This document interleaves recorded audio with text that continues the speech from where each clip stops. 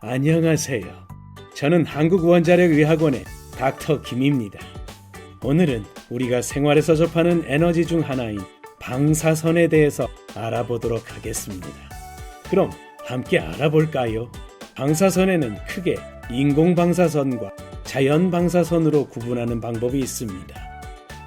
인공방사선은 의료 분야에서 진단과 치료를 위해 사용하거나 산업 분야에서 비행기나 선박의 내부를 투과하여 결함을 찾아내거나 위생용품을 안전하게 사용할 수 있도록 살균을 해주는 등 다양한 분야에서 사용되고 있습니다. 흉부 엑스레이 촬영 시 1회에 약 0.1mS의 방사선에 노출되며 복부 CT 한 번 촬영 시에는 약 10mS 방사선에 노출이 됩니다. 암을 치료할 때는 그보다 훨씬 더 많은 양의 방사선에 노출될 수 있습니다. 이때 사용되는 방사선은 우리 몸에 건강상의 영향을 줄 수 있는 가능성을 배제할 수는 없지만 방사선을 활용하여 질병을 찾아내거나 치료함으로써 얻는 유익함이 더 크기 때문에 의료 분야에서 방사선은 널리 사용되고 있으며 선량에 제한을 두고 있지 않습니다. 따라서 방사선은 단순히 수치로 비교하기보다 그 쓰임새와 효과를 함께 고려하는 것이 바람직합니다. 이렇게 필요에 의해 만들어진 인공 방사선뿐만 아니라 자연에도 방사선이 늘 존재합니다. 대지와 암석 등에도 방사능이 포함되어 있고 우주에서 내려오는 우주 방사선도 있습니다. 또한 우리가 먹는 음식에도 미량의 방사능이 존재합니다. 쉽게 말해 우리는 태양 에너지에 둘러싸여 사는 것처럼 방사선이라는 에너지에 둘러싸여 살고 있습니다. 지금까지 인공 방사선과 자연 방사선을 구분하여 설명했습니다. 이런 방사선은 자연에서 생겨났듯 사람이 목적을 가지고 만든 것이든 그 발생이 다르다고 하여 사람에게 미치는 영향이 다른 것은 아닙니다. 따라서 방사선은 인공과 자연의 구분보다는 그 세기의 정도와 누적된 양이 더 중요한 의미를 가지고 있습니다. 저는 병원에서 엑스레이 검사를 하고 나서 애가 아팠어요. 저는 원자력 발전소에 견학 다녀온 후 머리가 아파요. 이와 같이 우리는 방사선에 대한 두려움이 많지만 보다 정확하게 알기 위해 과학적인 근거를 토대로 방사선에 대해 설명하도록 하겠습니다. 가끔씩 우리는 방사선과 방사능이라는 단어를 혼용해서 사용하곤 하는데요. 얼핏 보면 같은 말이지만 엄연히 다릅니다. 방사선의 정의를 살펴보면 불안정한 원소의 원자핵이 스스로 붕괴하면서 방출하는 에너지를 뜻하고 방사능은 방사선을 방출하는 능력을 의미합니다. 쉽게 전구에 비유해서 다시 설명을 하면 100W 전구에 불이 켜져 있습니다. 이 전구에서 나오는 빛을 가시광선이라고 하지요. 100W 전구 하나는 100W만큼의 가시광선을 발생할 수 있는 능력을 가지고 있습니다. 이것을 방사선과 방사능으로 빗대어 생각해 보면 전구에서 빛을 발생시키는 능력을 방사선을 발생시키는 능력인 방사능에 비유할 수 있고 100W 전구에서 나오는 빛을 방사선에 비유할 수 있습니다.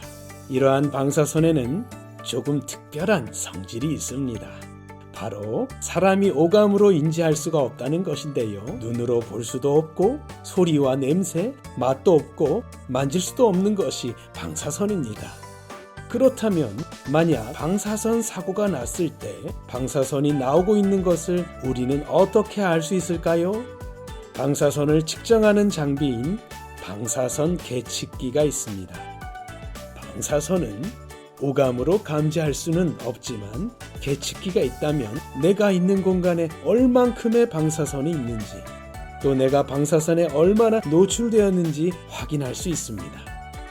그렇기 때문에 계측기를 잘 활용한다면 오감으로 인지하지 못한다 하더라도 우리는 방사선을 안전하게 관리할 수 있는 것입니다. 방사선과 방사능을 나타내는 단위는 시버트와 그레이 그리고 베크렐이 있습니다. 시버트란 인체가 방사선에 노출되었을 때 인체에 미치는 정도를 나타내는 단위이고, 크레인은 어떠한 물질이 방사선 에너지를 흡수한 양을 나타내는 단위입니다. 그리고 베크렐은 어떠한 방사능 물질이 내보내는 방사능의 양을 측정하는 단위입니다. 원자력 발전소에서 사고가 나서 방사능 물질이 누출된 상황을 가정해 보겠습니다. 방사능 누출 사고 발생이 되면 인간, 축산물, 토양, 농산물이 방사능 물질에 오염될 수 있고, 또한 먼지나 기체 형태의 방사능 물질에서 나오는 방사선에 노출될 수 있습니다. 그리고 공기 중으로 퍼져 있는 방사능 물질이 우리 옷이나 머리카락 등에 묻어 영향을 줄 수도 있고, 숨을 쉴 때 우리 몸에 방사능 물질이 들어오거나 바닷물이나 토양에 내려앉은 방사능 물질이 생태계 먹이사슬을 통해 우리의 몸 안으로 들어올 수도 있습니다. 이렇게 우리의 몸이 방사선의 영향을 받는 것을 통칭하여 방사선 피폭이라고 하며, 먼저 방사선 외부 피폭은 방사능 물질에서 나오는 방사선에 노출되는 상황을 말하며, 방사능 물질에 오염되거나 방사능이 신체 내부로 들어오지 않는 피폭 유형을 말합니다. 다음으로 외부 오염은 방사능 물질이 몸 바깥에 묻는 것을 말하고, 방사능 물질이 몸 안에 들어와 신체 내부를 오염시키는 것을 내부 오염 또는 내부 피폭이라고 부릅니다. 피폭과 오염에 대해 다시 자세하게 보겠습니다. 앞의 예시 중 비행기를 타고 여행할 때 우주 방사선의 영향을 받거나 가슴 엑스레이나 복부 CT 등을 찍을 때 방사선에 영향받는 등을 방사선 외부 피폭이라고 부릅니다. 외부 피폭은 방사선이 우리 몸을 투과하는 것으로 내 몸에 방사능 물질 자체가 남지 않기 때문에 주변 사람에게 방사선 영향을 주지 않습니다. 마치 우리가 가슴 엑스레이를 찍고 온 후 가족에게 영향을 미칠지 걱정해 본 적이 없는 것과 같은 이치입니다. 여기 특수한 옷을 입은 두 사람이 보입니다. 우리가 뉴스에서 접했던 사고 현장에서 일하는 분들의 모습입니다.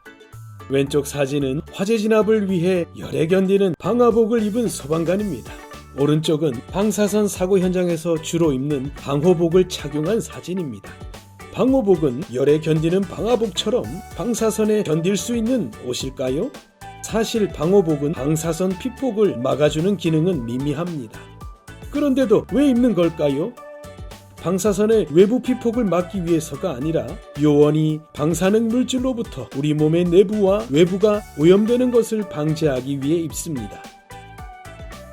아직까지 외부 피폭을 완전히 막아줄 수 있는 활동적인 옷은 없고, 만약에 있다고 해도 옷의 무게가 너무 무거워서 그 옷을 착용하고 활동을 할 수 없을 것입니다. 방사능 오염, 또다시 생소한 단어가 등장했지요. 방사선 외부 피폭과 달리 방사능 오염은 주변에 영향을 줄 수 있습니다. 오염은 쉽게 말해 방사능 물질이 묻었다는 뜻이고, 주변의 사람과 물건에 방사능 물질을 묻히거나 피폭시킬 수 있다는 것이죠.